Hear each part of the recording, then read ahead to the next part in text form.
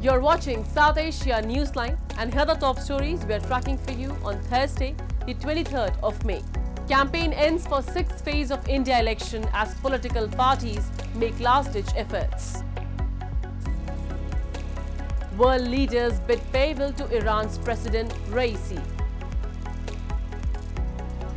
And Sri Lanka to hold presidential election first, parliamentary polls later.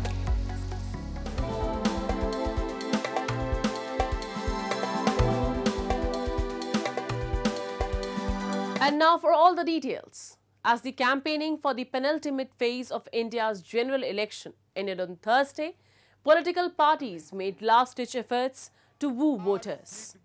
Addressing a rally in Uttar Pradesh, Home Minister and BJP leader Amit Shah took a dig at opposition India Alliance and said in the 5 phases of election concluded so far, the bloc has been completely defeated. Shah said while there is no possibility of the opposition alliance winning the election, people still want to know who will lead the coalition. Slamming the remarks of Congress leaders over Pakistan-occupied Jammu and Kashmir, Shah said they have such a mindset that they are willing to give up the regions fearing atomic bomb of Islamabad. The atomic bomb can't resolve anything. Having a leader with atomic courage can only solve the disputes, he added. ये विपक्ष एक घमंडिया गठबंधन बनाकर आगे बढ़ा है। मैं आज यहां से राहुल बाबा को पूछना चाहता हूं, कोई संभावना नहीं है, दूर दूर तक नहीं है, मोदी जी ही प्रधानमंत्री बनने वाले हैं, मगर देश की जनता जानना चाहती है कि आपको अगर बहुमत मिलता है तो आपका प्रधानमंत्री कौन होगा। Meanwhile, opposition Congress leader Rahul Gandhi in a rally in capital New Delhi hit out at the ruling BJP and said if Prime Minister Narendra Modi's party is elected for a third term, it will change the constitution. He said while BJP will remove reservation, Congress in its manifesto has promised it will remove the 50% cap on reservation. He alleged the Prime Minister works for only certain industrialists but pays no heed to the demands of the poor. कि ये सिर्फ 22 लोगों के लिए काम करते हैं। अदानी जी के लिए, अंबानी जी के लिए, वो जो भी चाहते हैं 2 मिनट में मोदी जी कर देते हैं। रेलवे चाहिए ले लो, पोर्ट चाहिए ले लो, इंफ्रास्ट्रक्चर ले लो, अगली भी स्कीम चाहिए, चलो अगली भी स्कीम दे देते हैं, जो भी इनको चाहिए दे देते हैं। और गरीब जनता 24 घंटा हाथ जोड़ के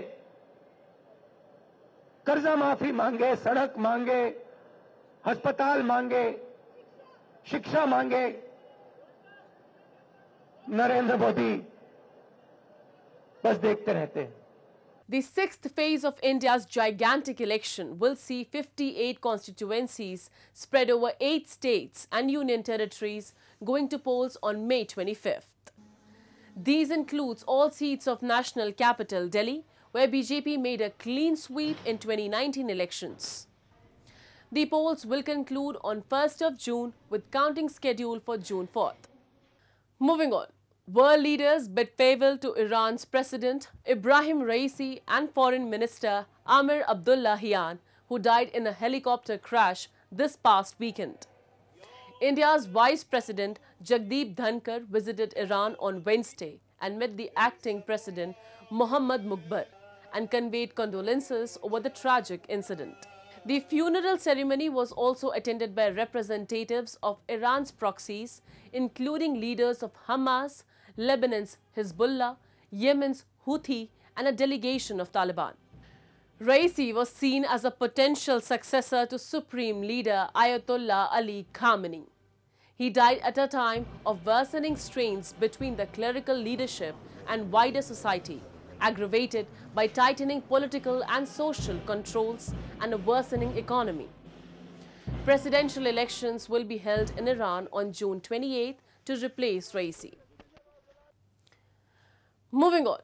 Pakistan's jailed former Prime Minister and PTI party chief Imran Khan on Wednesday instructed supporters to wait for his call for street agitation following an attack on one of its leaders and Central Information Secretary Rauf Hassan earlier this week.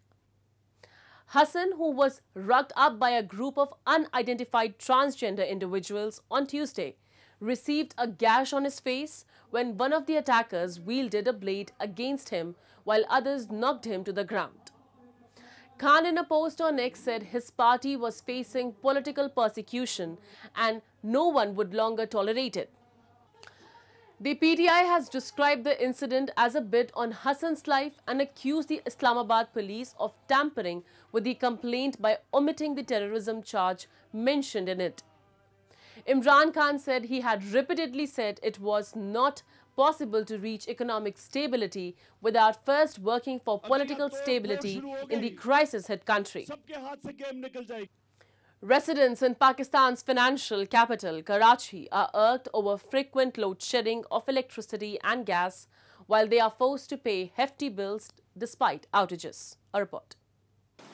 Locals in Karachi, Pakistan's largest city, are irked due to frequent electricity and gas load shedding, especially amid the hot weather, while they continue to receive unusually high bills despite less consumption. This week, women and children in a locality disrupted traffic to raise the issue, but lamented the police did not let them to even protest.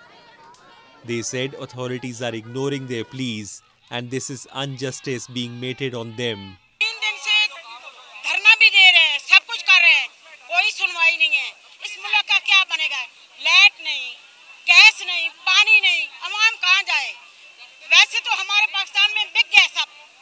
सब आवाम बिक गई सब, लेकिन खुदारा छोटे छोटे बच्चे जिनके बच्चे पढ़ रहे हैं वो क्या साल भर फीसें भर रहे हैं, ये सब गरीब आवाम है, मेहनत मजदूरी कर रहे हैं, क्या हो रहा है इनके साथ। यहाँ बच्चे जो है बीमार बच्चे जो है वो मजीद मर रहे हैं, बीमार हो रहे हैं, गर्मी बहुत ज्यादा है, पानी नहीं है, गैस नहीं है।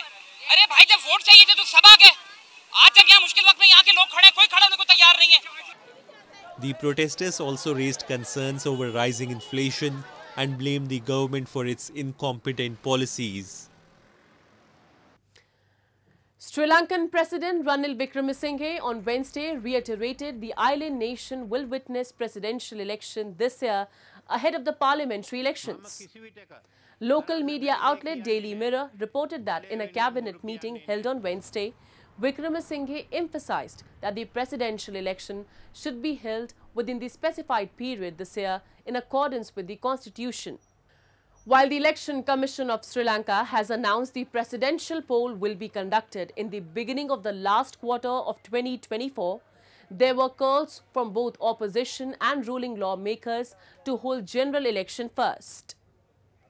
The parliamentary polls in the island nation are due for 2025. However, constitutional provision allows the president to dissolve the parliament ahead of the due date and calls for early elections. Devout Buddhists in India's holy cities of Gaya and Varanasi on Thursday celebrated Vesak Day, honoring Lord Buddha's birth, enlightenment and death. Vesak Day, popularly known as Buddha Purnima in India, is celebrated annually on the full moon night of May.